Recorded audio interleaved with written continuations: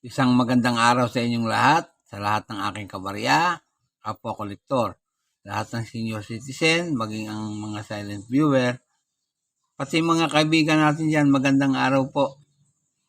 Ngayon pong araw ay may coins po tayo dito ngayon na bagong hand. Ang 2018 na 5 rupees ng bansang India.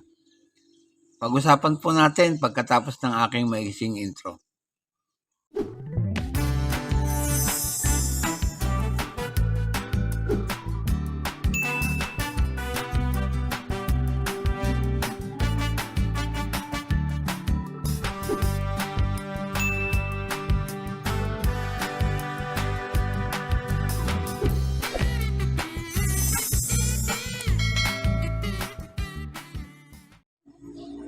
At narito nga po ang ating barya, ang barya ng India.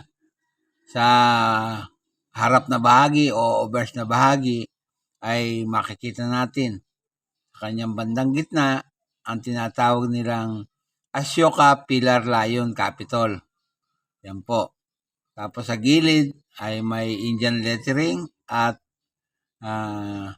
India sa pagkakasulat ay English.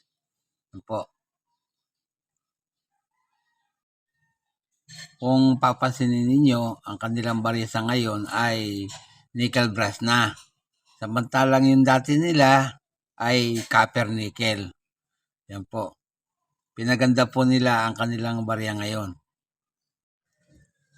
Yung ipong iba ay nagtatanong kung ano daw po yung copper nickel. Ito po yung kulay puti na parang silver na nakikita natin. Samantalang itong bago ngayon nila ay nickel brass na.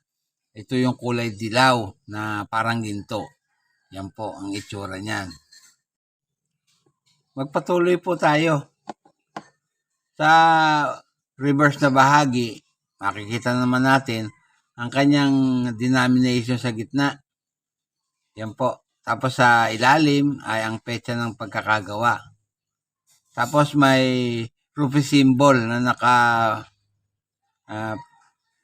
nakagilid sa magkabilang panig na may lotus flower. Yan ang pagkakaiba niyan. Ang value po niya o denomination niya ay 5 rupees. Ayan po. Ang edge po niyan ay reeded. Fine reeded. Yan.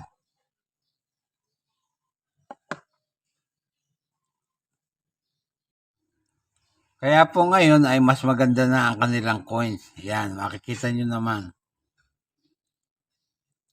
Yan nga pong coins na yan ay nanggaling sa bansang India. Ang period ay Republic, buhat 1950 hanggang sa kasalukuyan. Standard circulation coin po yan. Ang taon, 2011 hanggang 2019. Ayan, 5 rupees ang value niya. Kung i-convert naman natin sa Philippine pesos ay 3.47 pesos. 3 pesos 0.47 centavos. Yan nga po ang composition nickel brass. Kaya mas maganda na kaysa sa dati. Tumitimbang po yan ng 6 gram. At may diameter na 23 mm. Ang kapal 1.9 mm. Yan. Hubog ay bilog. Makikita nyo naman. Ang technique na ginamit, milled. Middle alignment ang orientation. May number po yan na N number 24943 at reference number na KM number 399. Yan po.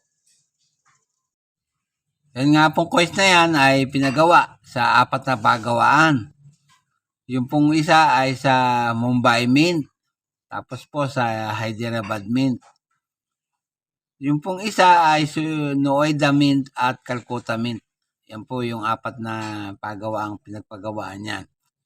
Dito po sa numista ay may mga presyo na po. Kapag ang coins ninyo ay galing sa Calcutta, ito ay may 2% na frequency sa barya na yan. Nagkakahalaga po ang extra fine niya ng 6 pesos 80 centavos. Yung almost uncirculated, 9 pesos 80 centavos. At yung uncirculated ay 17 pesos. Pag po naman gawa sa Nuaida Mint, may 1.4% po. Yan. Ang very fine po niyan, 3 pesos 70 centavos. At ang uncirculated ay 6 pesos 80 centavos. Yun naman pong gawa sa Hyderabad Mint. Yung pong very good niyan ay 3.70 at yung extra fine ganun din. At yung gawa ng Mumbai Mint, yung pong very good na galing sa Mumbai, 9 pesos 60 centavos.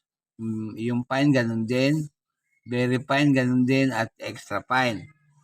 Yung almost uncirculated po, 15 pesos at yung uncirculated, 24 pesos. Tumingin nga naman po ako dito sa eBay, sa News Corner, wala po akong makita, kundi mga coins na commemoratives ang nandito.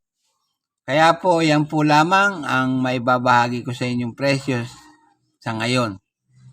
Mag-update price na lang po tayo sa susunod na panahon. At bago po ako magtapos sa aking content sa araw nito ay nais ko pong i-shout out ang lahat ng aking kabarya, lahat ng kapwa kolektor, shout out po sa inyo. Sa lahat ng senior citizen, shout out po sa inyo. Sa lahat ng silent viewer, maging sa mga kaibigan natin dyan, shout out po sa inyo. Miski po yung mga kaibigang hindi natin nababanggit at yung mga subscriber na unti-unting nadagdag sa aking channel. Shoutout po sa inyong lahat. Walang tigil at walang sawa po akong nagpapasalamat sapagkat lagi kayong nandyan at nakasubaybay sa aking channel. Salamat po sa inyong panonood. At sa huli ay masabi kong mabuhay tayong lahat.